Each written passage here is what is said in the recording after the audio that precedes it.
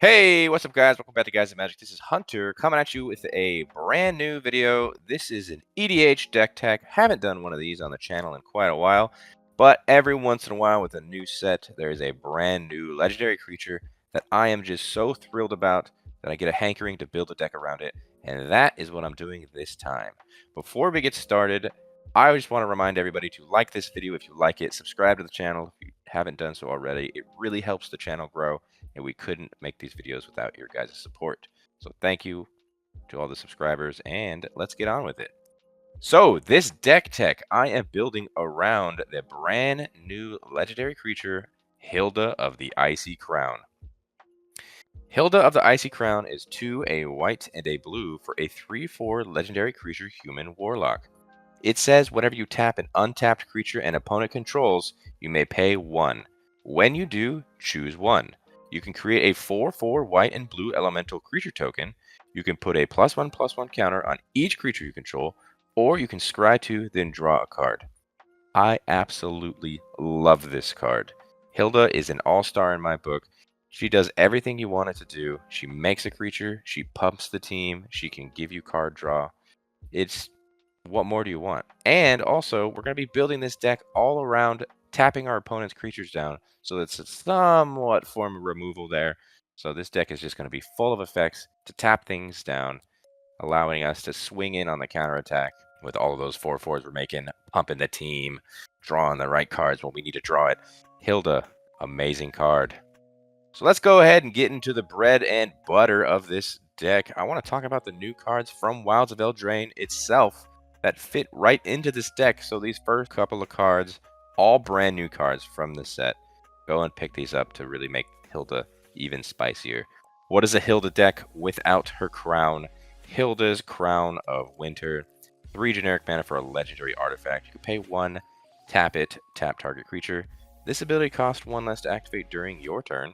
You also pay 3, sacrifice Hylda's Crown of Winter, draw a card for each tapped creature your opponents control. So we're not going to be sacrificing this too often unless we're really low on card draw. Then obviously, if all of our opponent's stuff is tapped down, we can draw a whole bunch of cards.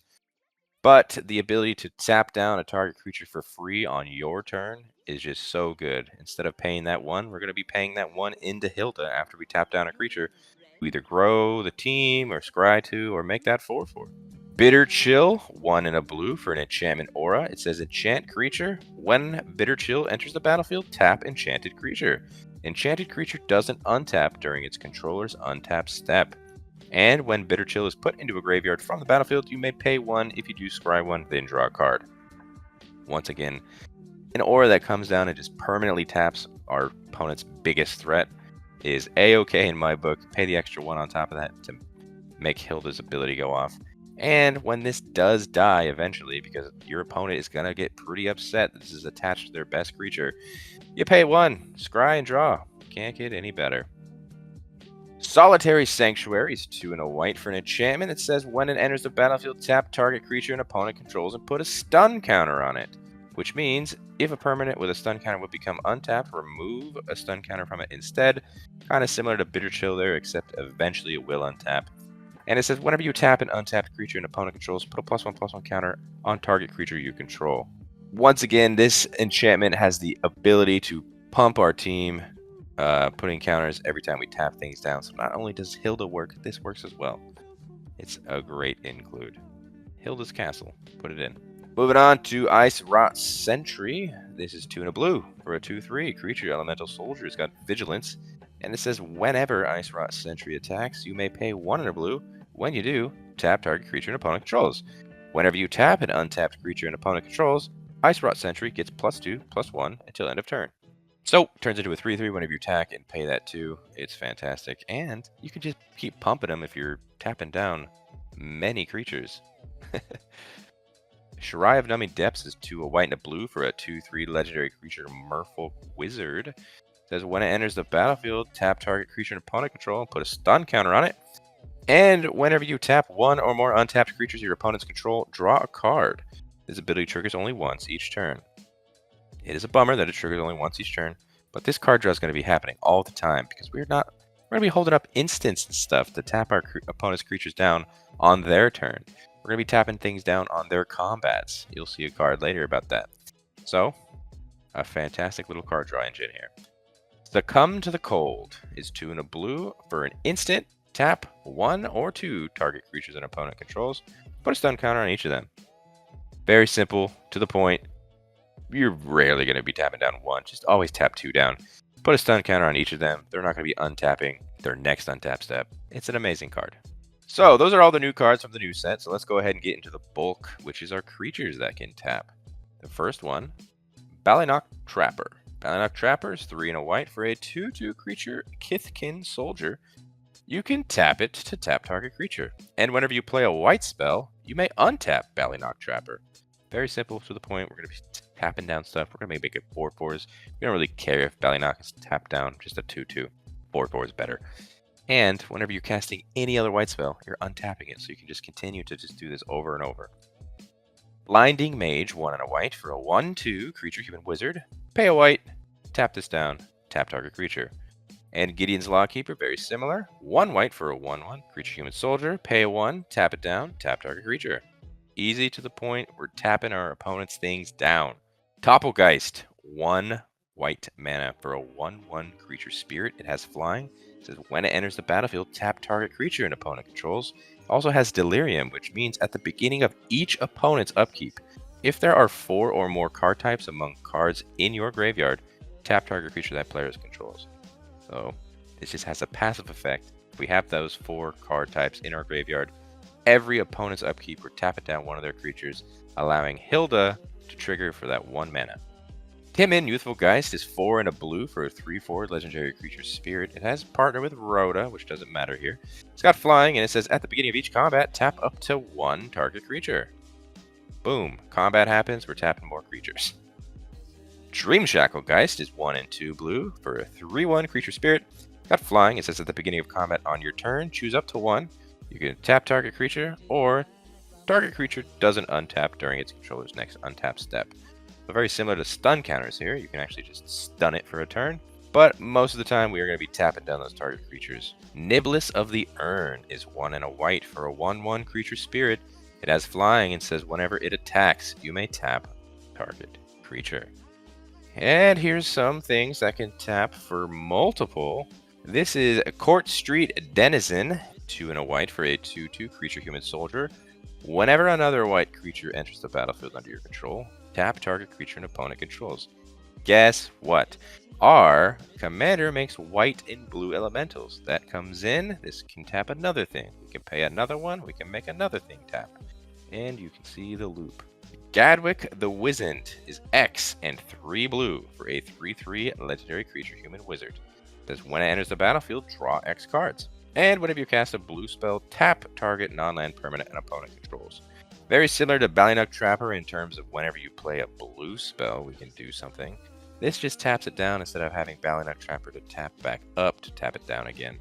Less steps, and also is just a card draw engine if you're willing to pay that X cost.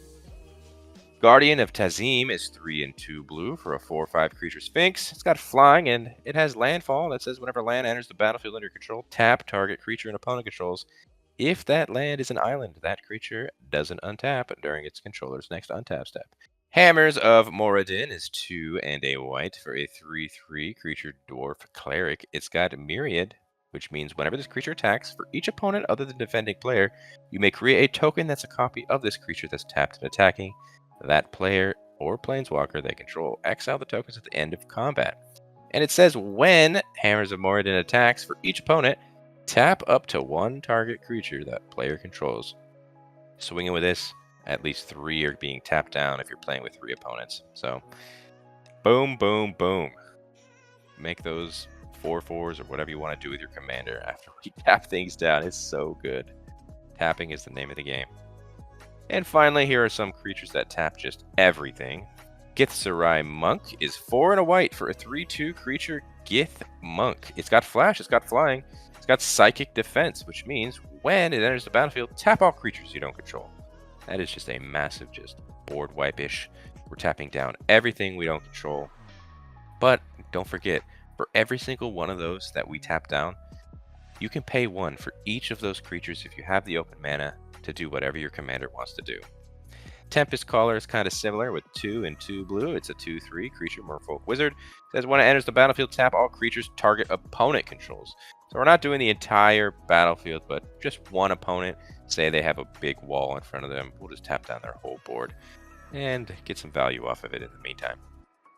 And our final creature that kind of cares about tapping here is actually an adventure. It's Illithid Harvester, but the adventure part is Plant Tadpoles, which is X and 2 blue for a sorcery that says tap X target creatures. They don't untap during their controller's next untap steps. But Illithid Harvester itself is 4 and a blue for a 4/4 creature horror. It says when it enters the battlefield, turn any number of tapped non-token creatures face down. They're 2/2 horror creatures. So essentially, we can just turn all of our opponent's things into 2/2s. Whatever their biggest stuff is, just make it a 2/2 now. Sorry about it. Moving on to some creatures that I felt like we could add just to protect our stuff, because this deck does really evolve around our commander being alive the most. So if we can protect our commander, we can really turn the game up. So these two creatures are essential. Giver of Runes, Mother of Runes, very similar. Giver of Runes is 1 white mana for a 1/2 creature core cleric. You can tap it. Another target creature you control gains protection from colorless or from the color of your choice until end of turn. And Mother of Runes, 1 white mana for a 1/1 creature human cleric. You can tap it. Target creature you control gains protection from the color of your choice until end of turn. So, we're just protecting our commander, because people are going to be really mad that we're tapping down their stuff so much and getting a lot of value off of it. Going into the Planeswalkers section here, we added some 2 spicy ones. First one, Tamiyo the Moon Sage. It's 3 and 2 blue for a starting loyalty of 4. Has a +1 ability that says tap target permanent. It doesn't untap during its controller's next untap step. A -2 that says draw a card for each tapped creature target player controls. Or a -8 that says you get an emblem with you have no maximum hand size. And whenever a card is put into your graveyard from anywhere, you may return it to your hand. It's a cool emblem, don't get me wrong. However, we are probably just going to be really focusing on that +1 ability to tap target permanent, tapping down our opponent's creatures. We can also draw cards for every tapped creature target players controls, which is awesome. We're always going to be drawing cards there. And if we really hate something other than a creature, we can really be mean and just use that +1 just to tap any target permanent. Teferi, who slows the sunset, is our other Planeswalker with 2 and a white and a blue for starting loyalty of 4. Has a +1 that says choose up to 1 target artifact, up to 1 target creature, and up to 1 target land. Untap the chosen permanents you control. Tap the chosen permanents you don't control. You gain 2 life. A -2 that says look at the top 3 cards of your library, put 1 of them into your hand, and the rest on the bottom of your library in any order. And a -7 that says you get an emblem with untap all permanents you control during each opponent's untap step. And you draw a card during each opponent's draw step. Once again, similar to Tamiyo, that +1 is so good. Not only are we going to be able to untap our mana rocks, if we already had them tapped down, untap a land of ours, tap down one of their creatures. We can use that land we just untapped to reuse it after we tap down that opponent's creature to make a 4/4. Teferi, who slows the sunset, is a must-include in this deck. Let's talk about some of the removal I'm adding in here. Once again, the pseudo removal here is just tap down all of our opponent's creatures. We won't get hit as long as we're doing that theme. So we are having a bit of removal. Path to Exile, Swords of Plowshares. You can't get better than these 2 instants when you're running white. Path to Exile, 1 white for an instant. Exile target creature. Its controller may search the library for a basic land card. Put that card onto the battlefield tapped, then shuffle. Swords to Plowshares, 1 white mana for an instant. Exile target creature. Its controller gains life equal to its power. Simple to the point. We're exiling some things that we do not like. As far as mass removal, we have Farewell, which is 4 and 2 white for a sorcery. Choose 1 or more. Exile all artifacts. Exile all creatures. Exile all enchantments. Or exile all graveyards. Most of the time when I play this card, I'm just saying everything. It makes people very upset, and that's okay, because it makes us happy. Supreme Verdict also going into the deck for 1 and 2 white and a blue. Sorcery, this spell can't be countered. Destroy all creatures. Simple to the point, can't be countered this. This is going to destroy everything every time. Moving on to the card draw of the deck. It's really cool. Some of these cards I didn't know existed, like Borrowing 100,000 Arrows. It is 2 and a blue for a sorcery that says draw a card for each tapped creature target opponent controls. Obviously, we're going to be tapping down a lot of our opponent's things. Whichever opponent has the most tap down, I'm putting it on you. I'm drawing 3 to 4 cards easily. Verity Circle, 2 and a blue for an enchantment that says whenever a creature an opponent controls becomes tapped, if it isn't being declared as an attacker, you may draw a card. You can also pay 4 and a blue to tap target creature without flying. Not only is this enchantment just kind of sitting there, drawing us cards every time we go and tap our opponent's things down, but it has that built-in ability to tap things down as well. We have the open mana, we don't have anything else to play. And finally, the best blue card draw spell in all of Magic, in my opinion, is Rhystic Study. 2 and a blue, enchantment. Whenever an opponent casts a spell, you may draw a card unless that player pays 1. We've all seen this ability multiple times. Rhystic Study is an all-star, and maybe you can even go and pick up the brand new version that just got put in with the Wilds of Eldraine. Moving on to what I'm calling the artifact ramp. This is all of the artifacts that can tap for mana or do something cool with mana in mind. Arcane Signet obviously is going in the deck. 2 generic for an artifact. Tap it. Add 1 mana of any color, and your commander's a color identity. Easy. Auto include in every single EDH deck. Azorius Signet is 2 generic mana for an artifact. You can pay 1, tap it to add a white and a blue. Felwar Stone, 2 generic mana artifact. You can tap it, add 1 mana of any color that a land an opponent controls could produce. Talisman of Progress. 2 generic artifact, tap it to add a colorless, or you can tap it to add a white or blue, and it deals 1 damage to you. Thought Vessel is 2 generic. You have no maximum hand size, and you can tap it to add a colorless. Keep in mind, Thought Vessel is very important here because we have a lot of ways to draw cards. Our hand is going to be full a lot of the times. Soul Ring, once again a staple in EDH. 1 generic mana for an artifact. Tap it to add 2 colorless. And the final card that we're throwing in this ramp section of our artifacts is Archaeomancer's Map. 2 and a white for an artifact. It says when it enters the battlefield, search your library for up to 2 basic Plains cards, reveal them, put them into your hand, then shuffle. And whenever a land enters the battlefield under an opponent's control, if that player controls more lands than you may put a land card from your hand onto the battlefield. This is quickly becoming one of my favorite ramp cards in white. It's so good. You'll always be able to go ahead and just keep up the pace with your opponents if you're not playing as many lands. As long as you have them in your hand. And like I said, we're going to be drawing a bunch of cards, so we should always have lands in our hand here. Moving on to some other artifacts that are just not ramp. Icebind Pillar, 2 and a blue for a snow artifact. You can pay 1 from a snow source. Tap this, tap target artifact or creature. Easy to the point. You can tell that we're going snowy up in here. I mean, hell, even our commander's name's Hylda of the Icy Crown. You gotta stay on the snow theme, right? And the other artifacts we're throwing in is Swiftfoot Boots and Lightning Greaves. Just easy protection as well for our commander. It's 2 generic mana for Swiftfoot Boots. Equipped creature has Hexproof and Haste. You can equip it for 1. Lightning Greaves, 2 generic for artifact equipment. Equipped creature has Haste and Shroud. Equipped to cost of 0. Keep in mind with Shroud, though, you also cannot target whatever you are attaching Lightning Greaves to. Shroud protects it from everything, including yourself. Swiftfoot Boots just protects it from your opponents. But either way, still huge protection. We could throw these onto Hylda, give her some boots, protect her. Speaking of protection, let's talk about the protection package I'm throwing in here. The first one, good old Counter Spell.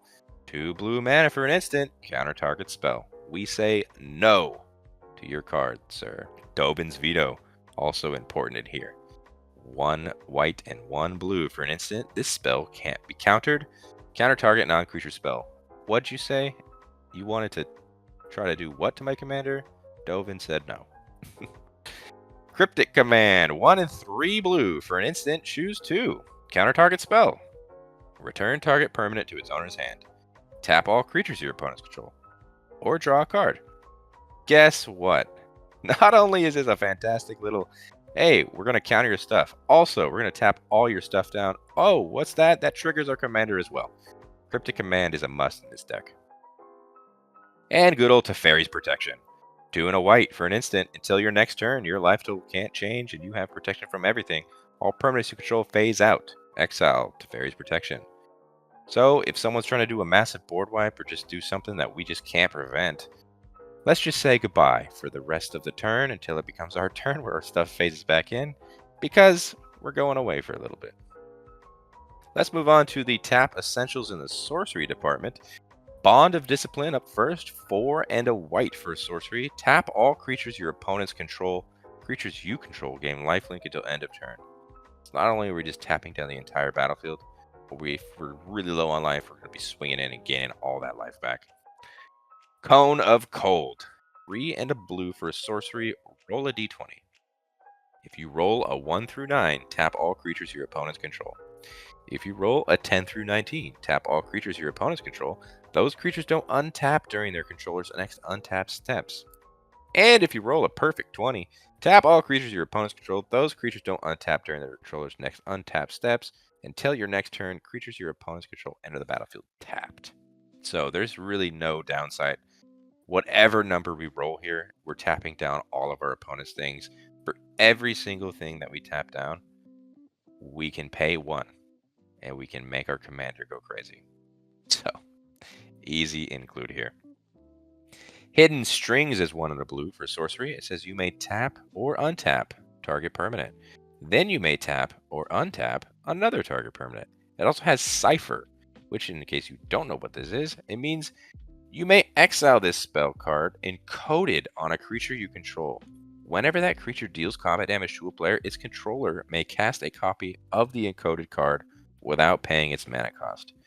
So not only are we going to be tapping down 2 things of our opponents, this is going to stick to one of our creatures. And if we can get in every time with this creature to hit for damage, we're going to be knocking down 2 more creatures at least. It is so good. Or we can just untap our stuff. Same situation. Hidden Strings, really, really good card. Sleep, 2 and 2 blue. Sorcery. Tap all creatures target player controls. Those creatures don't untap during that player's next untap step. You can see the theme. We're tapping things down. Speaking of tapping things down, let's talk about some of the instants that do that as well.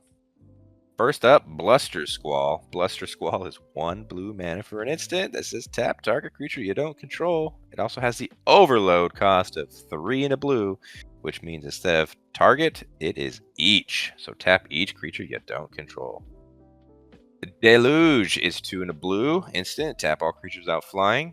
Now it doesn't hit everything because our opponents might have something with flying, but tapping everything without flying is really good as well. But be careful with this card because it also taps your stuff as well. Feeling of Dread, 1 and a white instant. Tap up to 2 target creatures. It's got a flashback as well, which means you can cast it from the graveyard for 1 and a blue. Glimpse of the Sun God is X and a white for an instant. Says tap X target creatures and scry 1. Easy, just tap down as many as you can pay for. Icy Blast, very similar, is X and a blue for an instant. It says tap X target creatures. It's got Ferocious, which means if you control a creature with power 4 or greater, those creatures don't untap during their controller's next untap steps. Guess what? We're making 4/4s. So Icy Blast, Hylda of the Icy Crown, it just kind of just works so perfectly together.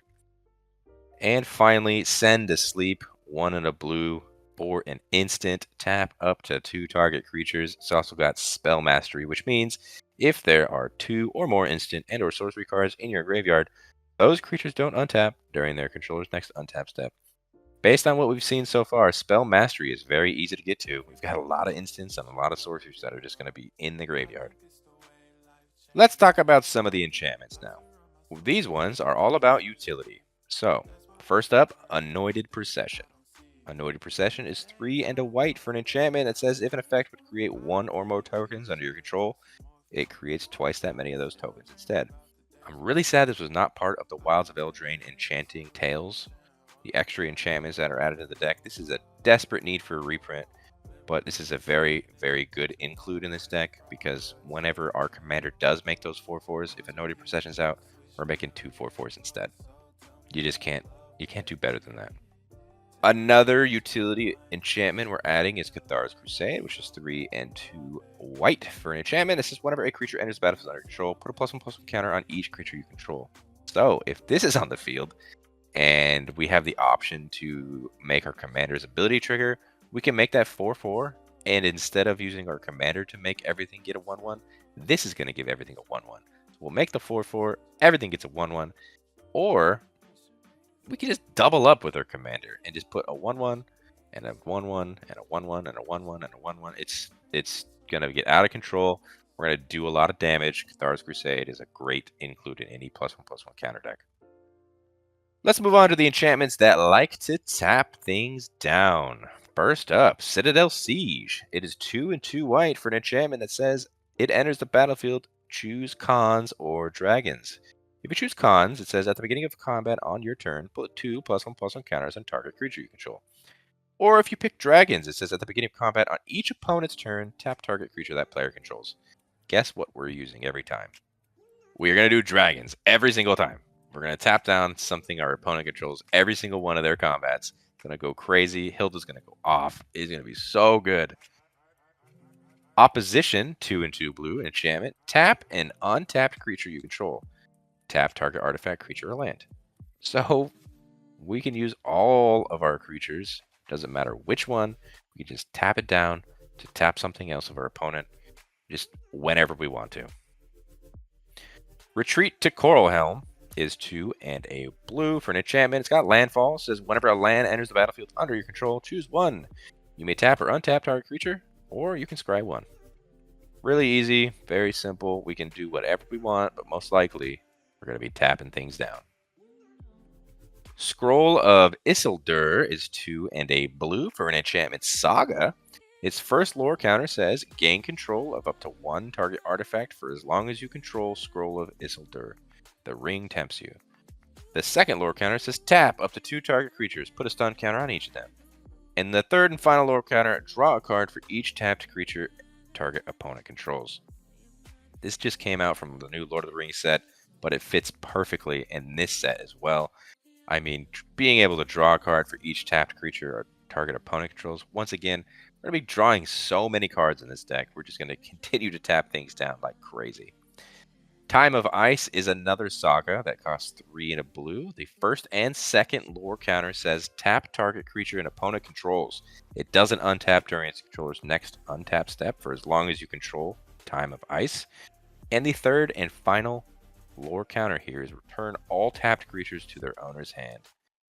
We are just going to say goodbye to all of our opponent's things that are all tapped down when Time of Ice sacrifices itself. And our final enchantment that can tap things down is Winter's Rest. 1 and a blue for a snow enchantment aura. Enchant creature. When Winter's Rest enters the battlefield, tap enchanted creature. As long as you control another snow permanent, enchanted creature doesn't untap during its controller's untap step. So similarly to one of the first cards we talked about in the set, Bitter Chill, that was brand new, we're picking things not untap when we put this aura on them. Granted, we do need a snow permanent, but you'll see in the lands, once again, we're going snowy for the Icy Queen. I am throwing in a combo in this deck. I know. Why are you doing this? Well, it's a good combo, and I only put combos in the deck if it fits. So, this combo actually makes unlimited mana. Let me tell you how.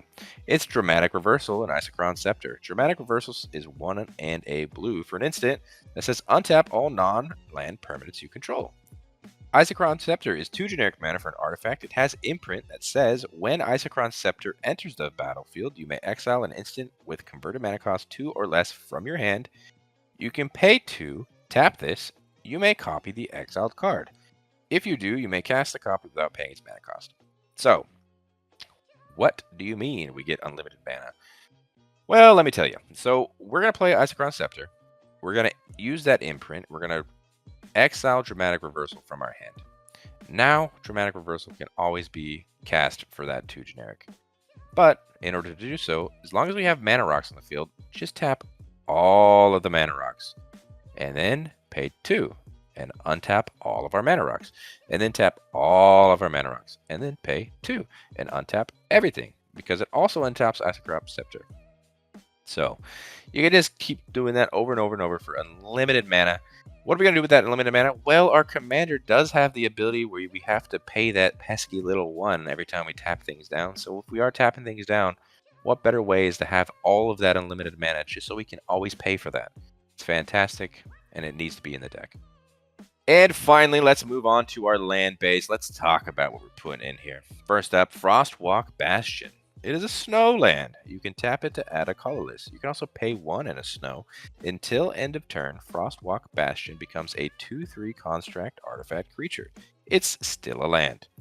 And whenever it deals combat damage to a creature, tap that creature, and it doesn't untap during its controller's next untap step. So the thing about Frostwalk Bastion being in this deck, I just kind of like the ability where you can just swing in and be like, hey, if you want to block this, I get it. I'm going to lose a land, but your creature's going to tap for an entire turn cycle. So it's your call, really. Minas Tirith is one of my favorite white lands since it's been printed in Lord of the Rings. It's a legendary land that enters the battlefield tapped unless you control a legendary creature. You can tap it to add a white, or you can pay 1 and a white, tap it, draw a card, activate only if you attack with 2 or more creatures this turn. Guess what? Extra card draw on a land that's white is always good. So, easy include here. Plaza of Heroes is a land that can tap to add a colorless. You can also tap it to add 1 mana of any color. Spend this mana only to cast a legendary spell. You can also tap it to add 1 mana of any color among legendary permanents you control. Or you can pay 3, tap, exile Plaza of Heroes. Target legendary creature gains hexproof and indestructible to end of turn.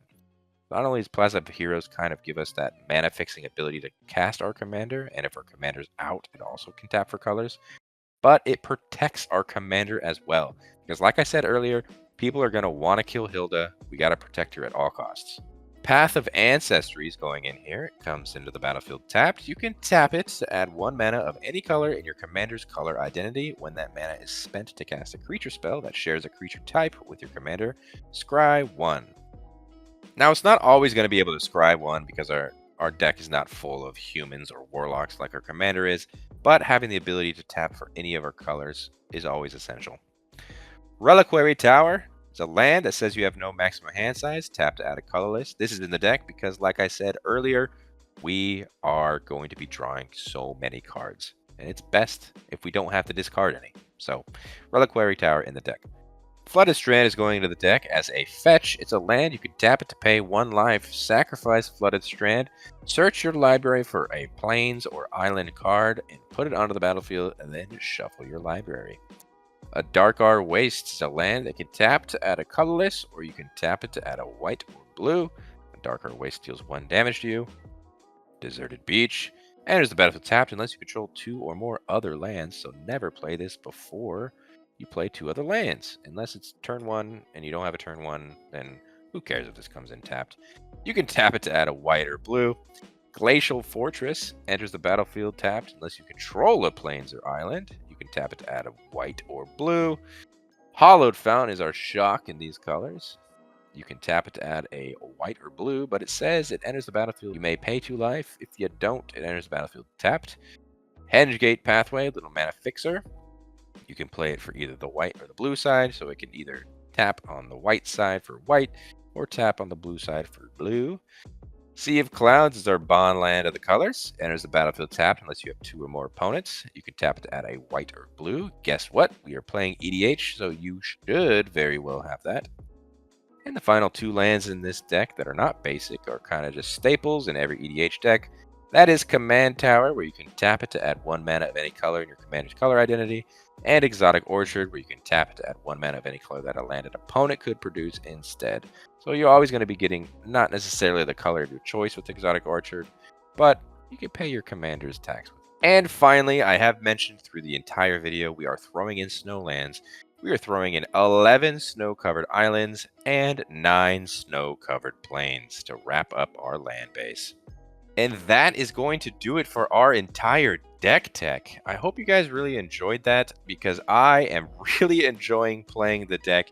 If you guys didn't already know, I actually have this entire deck loaded up on Moxfield. Check it in the description down below. And while you're in the description, you'll also find a link to the video where we actually built decks and played them against each other. I used this exact deck and played it against the other guys at Magic.